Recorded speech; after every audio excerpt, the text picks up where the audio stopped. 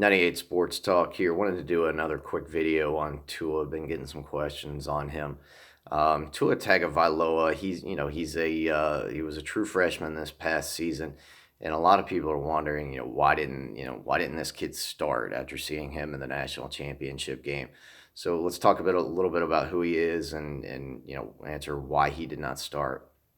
And he is a five-star dual threat quarterback out of Hawaii, which is why he's got that name that no one can seem to pronounce. He actually won the Elite 11 quarterback competition a couple seasons ago.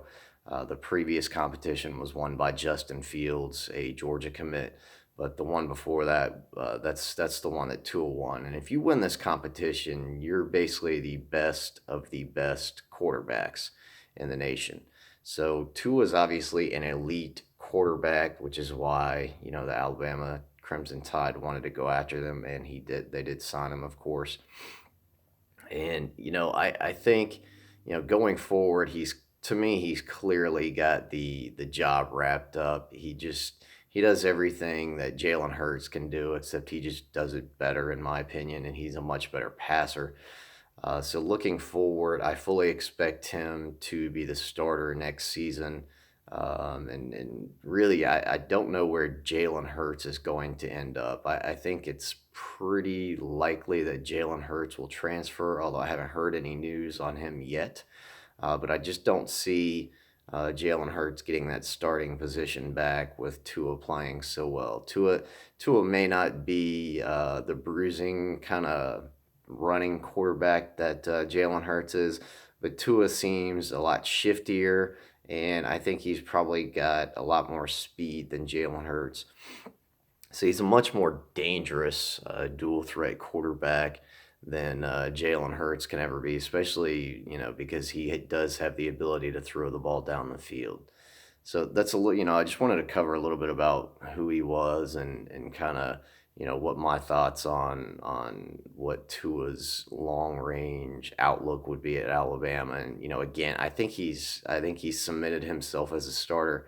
Saban's going to do everything he can to keep Jalen Hurts there, simply because he really doesn't have a backup to go to if Tua were to go down at any point next season.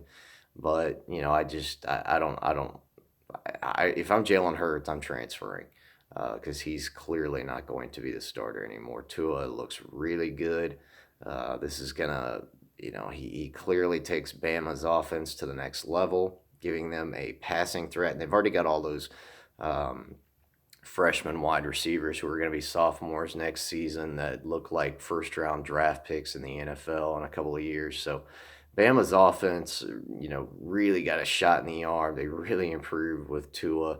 And, some people were questioning, well, why, if he's so good, why didn't Nick Saban put him in to start the season, or why didn't he get playing time earlier? And the answer to that, I believe, you have to know a little bit about Nick Saban.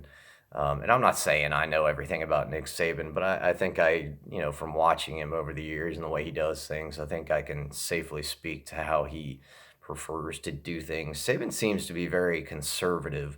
Obviously, he loves to run the football, loves to play defense. He's not one of these guys that likes to sling the ball all over the field. So that's the first reason why you didn't see Tua in there, simply because Jalen Hurts was a known commodity. Nick Saban knew what Jalen Hurts was going to do, and he knew he wasn't going to turn the ball over. So that's the first reason why you didn't see Tua in there, simply because Saban's a bit conservative, and he doesn't like his quarterbacks turning the ball over.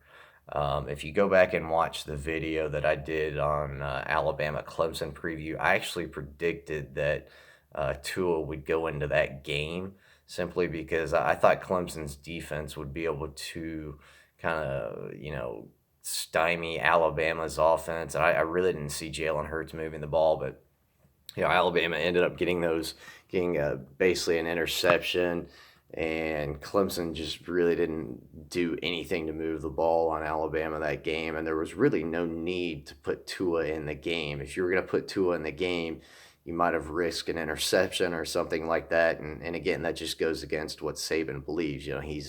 He's risk averse. He's not going to take a chance when he doesn't need to.